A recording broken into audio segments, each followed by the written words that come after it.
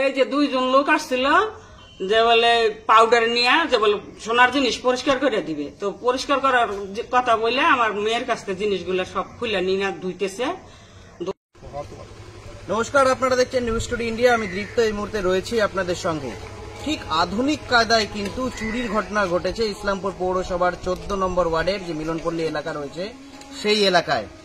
3 জন ব্যক্তি সেই বাড়িতে আসেন, সোনা এবং রূপা পরিষ্কারের নামে তাদের বাড়িতে ঢোকেন এবং বাড়িতে ঢোকার পরেই তাদের কাছ থেকে সেই সোনা গয়না নিয়ে যখনই পরিষ্কার করতে যান তাদেরকে বিভিন্ন কাজে ব্যস্ত করে দেন। বাড়ির যে সকল বাসিন্দারা সে সময় সেই জায়গায় উপস্থিত ছিলেন, ব্যস্ত করে দেওয়ার পরে ফাঁকা পেয়েই কিন্তু তারা সেই সোনা গয়না নিয়ে বাড়ি থেকে চম্পট দেন। তিনজন ব্যক্তি, যেমনটা জানা যাচ্ছে যে এই ঠিক বাড়ি আমার পেছনে হয়তো দেখতে পাচ্ছেন, এই যে ঘরের দুয়ারে বসে আছেন এক দিদা, সেই ঠিক সেই জায়গায় তিনজন ব্যক্তি গাড়িতে করে বাইকে করে আসেন। আসার পর একজন বাইকের মধ্যে থাকেন, দুজন বাড়িতে আসেন। তাদেরকে জিজ্ঞেস করেন যে আমরা নোংরা কোনো জিনিস যদি থাকে, সোনা কিংবা গয়না অন্য কোনো জিনিস যদি থাকে আমরা পরিষ্কার দেওয়ার কাজ করি। কিন্তু তাদের উপরে ভরসা করে তিনি কিন্তু দেন এবং তারপরে বিভিন্ন সামগ্রী দিয়ে তারা সেই যে তাদের যে প্রক্রিয়া রয়েছে সেটি যখনই শুরু করে তাদেরকে বিভিন্ন কাজে, বাড়ির যারা বোন দিদিরা যারা ছিল তাদেরকে বিভিন্ন কাজে ব্যস্ত করে দেওয়ার পরেই তারা কিন্তু ফাঁকা পেয়ে সেই জায়গা থেকে যে সোনা গয়না ছিল সেগুলি নিয়ে চম্পট দেয়। বাড়ির যখন যে 2 মেয়ে রয়েছে তারা যখন সেই হলুদ গোলা জল দিয়ে যে দেখতে পাচ্ছেন প্রেসার কুকার রয়েছে, সেই প্রেসার কুকারের মধ্যে হাত দিয়ে যখন সেই জিনিসগুলো দেখতে যায় তখনই দেখে সেই প্রেসার কুকারের মধ্যে তাদের দেওয়া জিনিসগুলো আর নেই। তখনই তারা তৎক্ষণাৎ সেই লোকগুলো এখান থেকে ছুটে যেতে থাকে। তারা কিন্তু চোর করে চিল্লাতে থাকে, কিন্তু সে সময় স্থানীয় বাসিন্দাদের মধ্যে রাস্তায় কেউ না থাকার কারণে তাদেরকে কিন্তু ধরতে সক্ষম হয় না। কিন্তু এখনো পর্যন্ত 2024-এর মাথায় মানুষ দাঁড়িয়েও এরকম ধরনের ভুল কিভাবে হয় সেটি কিন্তু একটা প্রশ্ন থেকেই যাচ্ছে।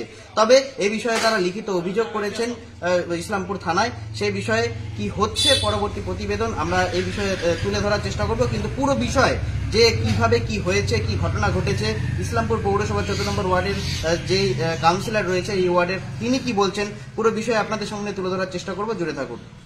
এই যে 2 জন লোক আসছিল যে বলে পাউডার নিয়ে যে বলে সোনার জিনিস পরিষ্কার করে দিবে, তো পরিষ্কার করার কথা বলে আমার মেয়ের কাছ থেকে জিনিসগুলো সব খুলে নিয়ে ধুইতেছে। ধোয়ার কথা কয়ে বলছে যে এটা গরম করো প্রেসার কুকারের মধ্যে, হলুদ দিয়ে জল দিয়ে প্রেসার কুকারে বসাই দিছে। আর বসাই দিয়ে ছেলে দেখলে 2টাই ছেলে বাইকে গেছে, আর সামনে রাস্তার মধ্যে একটা ছেলে গাড়ি নিয়ে দাঁড়াইছিল, ওই গাড়ি দিয়ে বাইকে চলে গেল। কয়জন ছিল টোটাল? 3 জন। কয়জন আসছিল আপনাদের বাড়িতে? 2 জন আসছিল। এসে কি বলেছিল তারা? কি বলছিল, ওই যে বাসন মাজার পাউডার গুলা, ওই পাউডার বলছিল যে বলে তোমরা রাখো। আমরা বলছি যে রাখবো না। আর ওই সময় বলে তাহলে তোমাদের জিনিস আছে তাহলে দাও, ধুয়ে দেই, নোংরা হয়ে থাকলে। ওই কথা বললে, ওই জিনিসগুলা ধোয়ার কথা বললে তারপরে এই জিনিসগুলা নিয়ে গেছে। ওরা কি সোনা? হ্যাঁ, স্বর্ণের জিনিস ছিল, একটা গলা, 2 জোড়া কানে। কত ওজন হবে? 1.5 থেকে 2 ভরি আছে গলারটা, আর কানের 2টা আড়ানি করে 1 ভরি। আড়ানি করে 1 ভরি। কত বয়স হবে ছেলেগুলোর বয়স হবে মনে করো 20, 18 বা 22। হ্যাঁ, ওই যে 24-25-এর মতো। কতক্ষণ ছিল আপনার বাড়িতে? 10-15 মিনিটের মতো। ওই 15 মিনিটে কি করেছে ওরা? 15 মিনিটের মধ্যে এই যে প্রেসার কুকারটার মধ্যে হলুদরা গুলে স্বর্ণের জিনিসটা বসায় দিছে এই কি গ্যাসের মধ্যে। আর ওদিক দিয়ে ছেলে 2টা বাইকে চলে গেছে। আপনারা সামনে ছিলেন না? আমি খাইতে বসছি, আমার ছোট মেয়েরে দিছে জাল দিতে, আর বড় মেয়েরে বলছে যে তুমি ন্যাকড়া নিয়ে আসো, জিনিসটা পরিষ্কার করে দিব। আর এই সুযোগে খালি পাইছে জায়গাটা, আর এদিক দিয়ে ওরা চলে গেছে। ওই জায়গায় এই গাড়ি রাখছে, এইটুকু খালি যাইতে যতক্ষণ লাগে। তারপর ওই গাড়ির মধ্যে উঠলো, গাড়ির উঠে জোরে ছাড়ছে। আমরা বললাম যে চোর ধরো। মানুষ মানে বুঝতেই পারে না। এমন সময় ছিল কোন একটা রাস্তার মধ্যে ছেলে মানুষ ছিল না, খালি মেয়ে মানুষই ছিল। কি হয়েছে মানে বলতেই লোকগুলা বাইকে চলে গেছে। তো বলছি যে ওরা যে এসেছিল কিসে, আর যাওয়ার সময় গেল আসছে হাইটে। আর একটা ছেলের কাছে গাড়ি ছিল, 2টা ছেলে হাইটে আসছে। আর যাওয়ার সময় 3 জনই 1 গাড়ি দিয়ে চলে গেছে। হ্যাঁ, 1 গাড়িতেই গেছে। পুলিশকে জানিয়েছেন বিষয়টা? না, এখনো জানাই নাই। জানাবেন পুলিশকে? পুলিশকে জানাবো। আমার মেয়ে গেল থানার মধ্যে এখন লিখিত অভিযোগ করতে। হ্যাঁ, লিখিত অভিযোগ করতে। ঠিক। কি নাম আপনার? আমার নাম লক্ষ্মী দাস। এই জায়গাটার নাম কি? মিলনপল্লী, 14 নম্বর ওয়ার্ড। 14 নম্বর ওয়ার্ড। কাউন্সিলরকে জানিয়েছেন? কাউন্সিলর কি জানি, আমার মেয়ে তো গেল, এখন জানাইছে নাকি আমি বলতে পারতেছি না। সেই ধরনের ঘটনা এটা একদম প্রথম তো একটা দুঃখজনক ঘটনা। তারপরে তো আমি বলবো যে যাদের ঘটনা ইনসিডেন্টটা ঘটেছে ওরা নিজে হাতে দুষ্কৃতীদের হাতে তুলে দিয়েছে সোনাগুলোকে।